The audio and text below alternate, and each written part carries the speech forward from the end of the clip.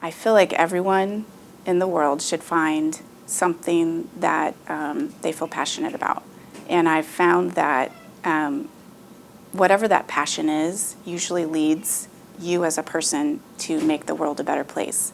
And I've just found that education is my vehicle to do that.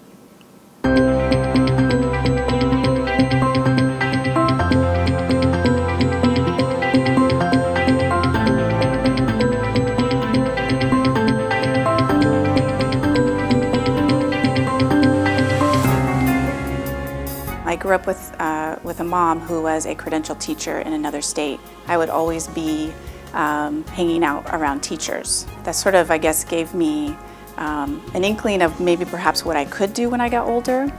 And then when I did get into a university, I had some professors who were very inspirational and really motivated me to try my best. Those are the two things that really motivated me to become a teacher. I do remember a time when my mom had asked me to sort of get out of her hair and go help another teacher.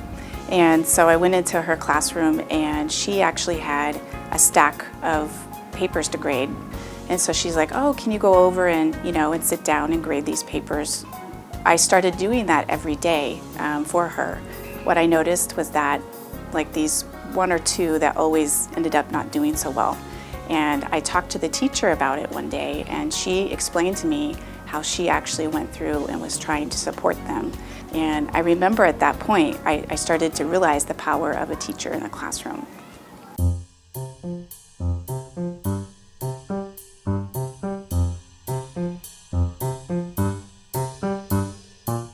When I grow up, I want to be a teacher like Miss Palma because I like teaching people stuff.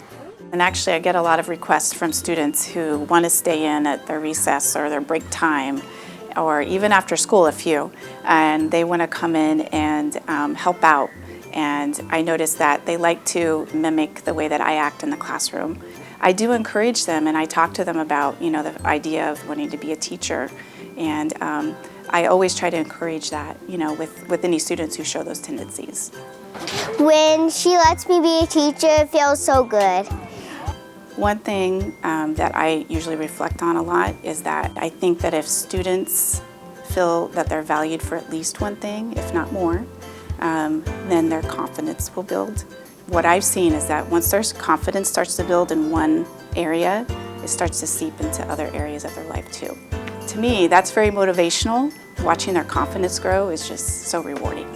The favorite thing about us is she likes us doing good. My favorite thing about Miss Palma is that she always awards us with something when we do very well. My favorite thing about Miss Palma is that she is nice and she's funny. I'm thinking back to a student that I probably had maybe about, I'd say 6 or 7 years ago. This particular student came in with a very difficult background, and one where I sort of already knew was going to come in already with the attitude that school was not for him. I decided, because that student wouldn't open up to me, that I would actually contact the family. They opened up to me about a few things that he was doing outside of school that was actually positive. And so when I started mentioning those things in the classroom, I started to see him look at me with a little bit of a puzzled face, but I think he realized that I actually cared enough to find out what he was successful at, and that really built up his confidence and helped him be a little more attuned to what was going on in the classroom. I want to make sure that I'm still connecting with each and every student, and I want to develop relationships with them. So it's something that I'm constantly working on. Every day it's a goal to make sure that, if I haven't talked to a certain 5 of students within a particular class, that I make sure I talk to them about something, whether it has to do with English language arts or maybe it has to do with their soccer game that they played last night. I will miss Miss Palma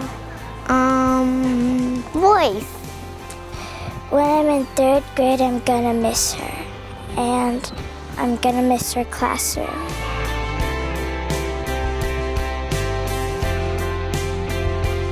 Thank you, Miss Palma, for teaching us. Thank you, Miss Palma, for teaching me. Thank you, Miss Palma, for teaching me how to read and write. Thank you, Miss Palma, for all that work we do for you. I want my students to know that, that above all else, that I care about them, and that it doesn't matter at what point in their life they, what age they are, where they're at, but that I'm always here